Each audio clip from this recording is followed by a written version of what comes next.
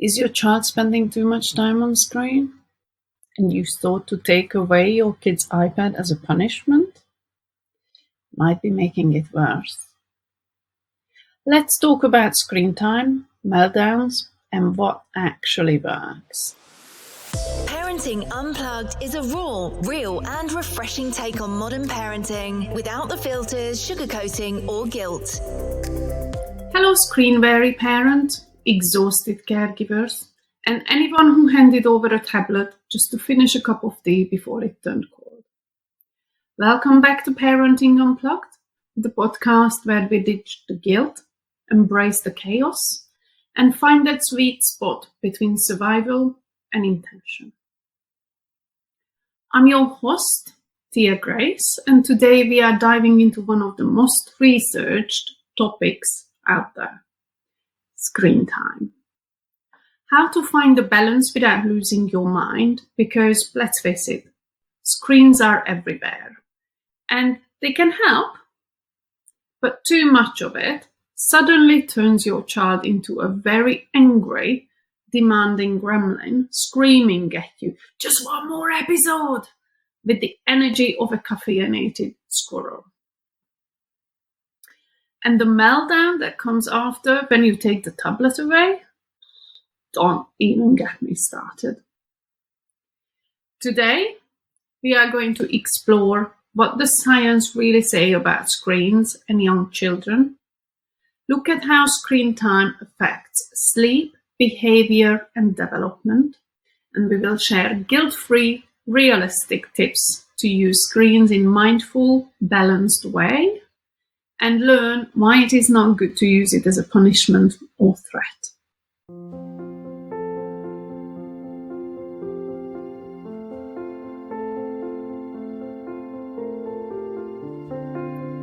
Let's cut through the mom's guilt and the TikTok tips.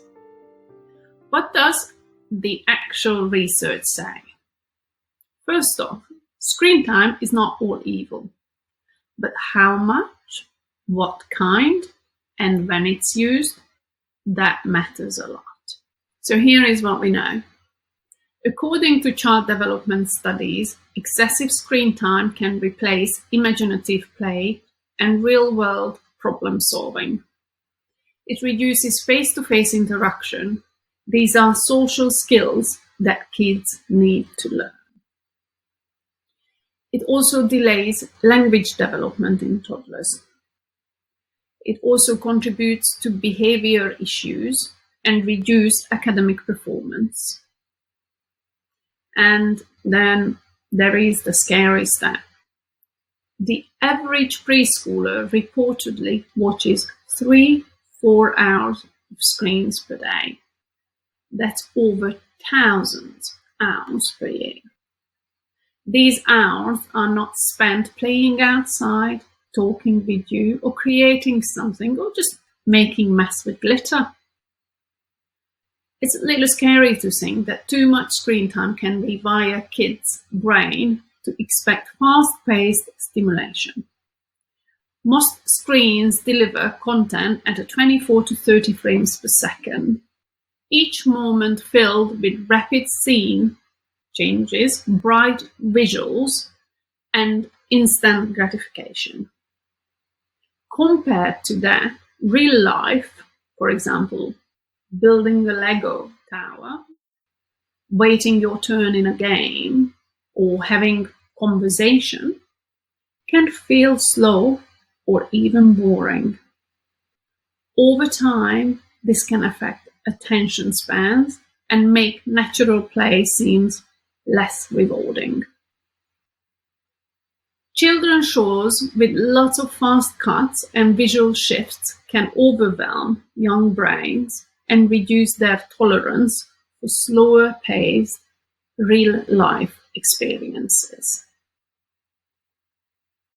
The American Academy of Pediatrics recommends no screen time under age 2, except video chatting, max 1 hour per day of high-quality programming for kids aged 2 to 5. And for older kids, consistent limits especially around sleep, school, and social time. But we are not here to shame. We are here to understand. Because the problem isn't just the screen. It's how, when, and why it's used. It's not about saying no. It's about saying yes to a better use.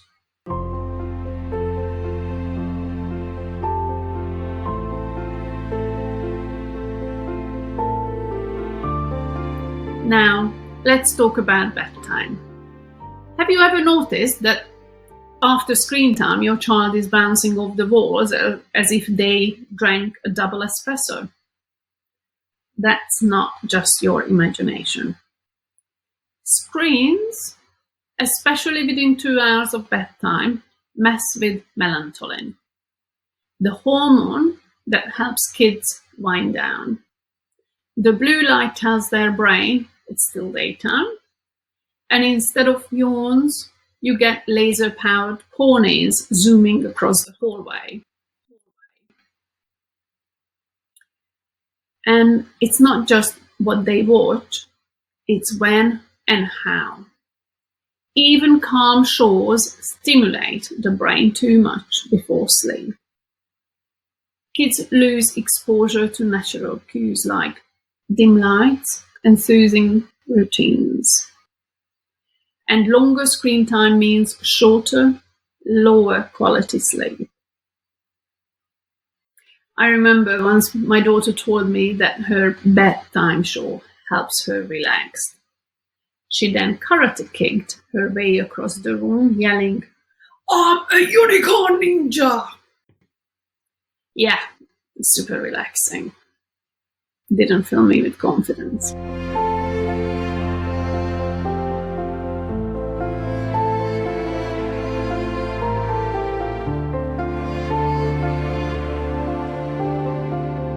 So, do we throw the tablet out the window? No. Let's be real. We need balance, not bans. Here are a few sanity-saving strategies that work. Limit passive use. Avoid using screens as babysitter all day. Background TV and endless YouTube can actually make kids more cranky. Call view when possible. Ask questions.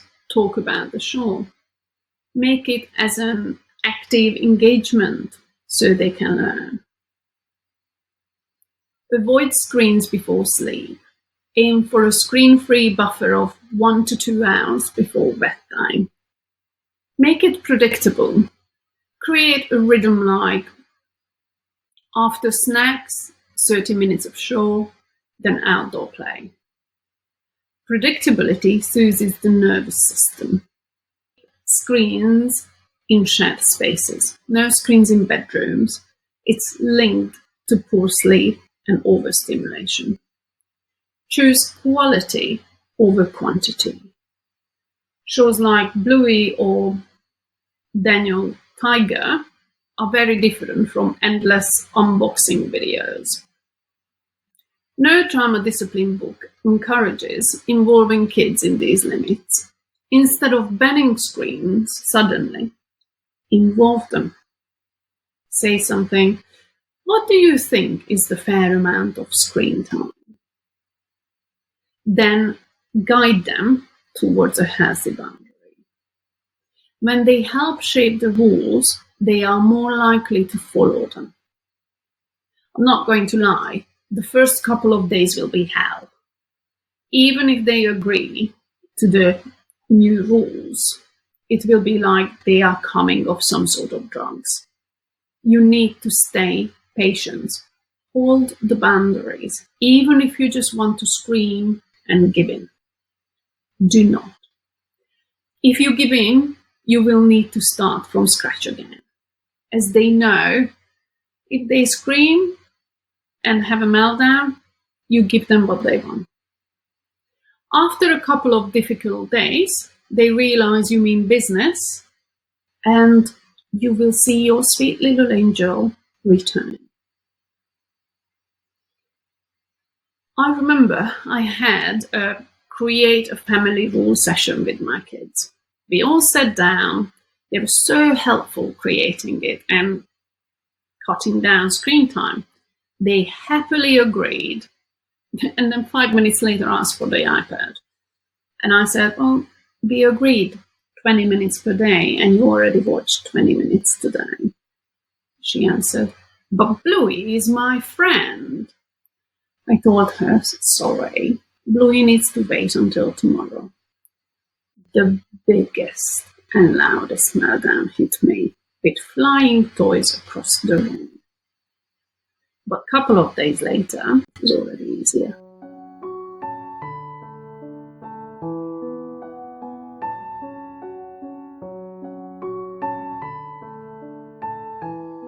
Okay, before we wrap up, let's tackle one last tricky piece of the screen time puzzle. Using screens as a threat or punishment. You know the drill. If you don't get dressed right now, no iPad for a week. Or do that again and I'm taking away your shoes. Sounds familiar? Yeah, same. And look, I get it. We are exhausted. We are just trying to survive mornings without shouting, put your shoes on now! And repeat it about 11 more times. But here is the problem with using screen time as a punishment stick. One, it disconnects consequence from the behavior. Your child didn't clean their room, so now they lose their show. The link isn't clear in their brain, and that makes the lesson harder to learn. So number two, it amps up frustration. Screens already stimulate the nervous system. Kids often get wired or even angry after watching, especially if they feel addicted or cut off cold turkey. Three, it makes screens more powerful. When we use them as a dangling carrot or punishment, we elevate their status to golden treasure. It reinforces the idea that screen time is the best thing ever, which can fuel more obsession and not less. So, what's the alternative? Flip the script. Make screen time a limited reward, not a threat. Here is the difference. Instead of saying, if you don't eat, get dressed and make your bed, no iPad today. Why don't you try? When you finish breakfast, made your bed and got dressed, you can watch your tablet until it's time to leave for school. Why does this work? The child has clear steps to follow. They earn screen time through cooperation. You are not yelling, bribing, or threatening. They feel empowered, and you don't have to shout, get dressed, like you are launching a rocket. And to be honest, by the time they finish the whole morning routines, lots of the time they even forget they wanted to watch screens in the first place.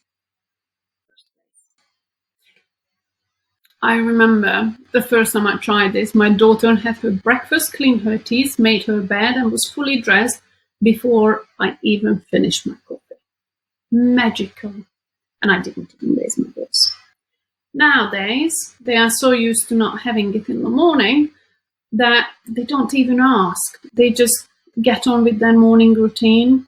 And if there is still time to play, they just play with a doll or something.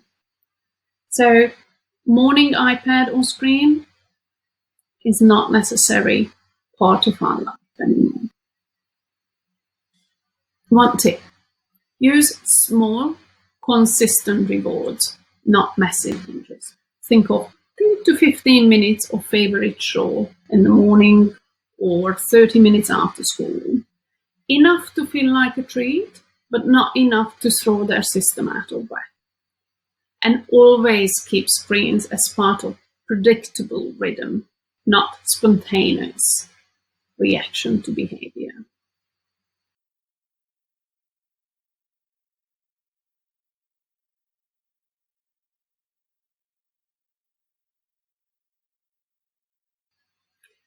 So, here is your non-judgy recap. Screens aren't the enemy. Mindless use is. Sleep, mood, and learning take real hits when screen time goes unchecked.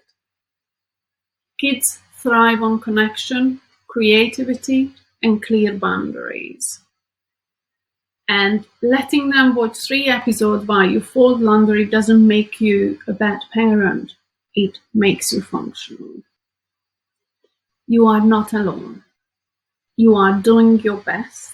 And the fact that you even care about screen time, that already puts you in the conscious parents club. Thanks for tuning into Parenting Unplugged.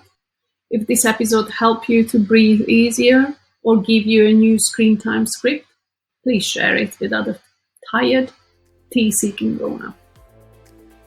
Next time, we are going to talk about how to say no without feeling like a monster. Because boundaries don't make you mean, they make you trustworthy.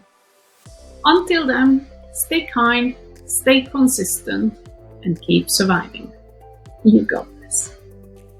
See you soon. Bye. Let's ditch the perfection and embrace the realness of parenting unplugged. New episodes every week. See you soon.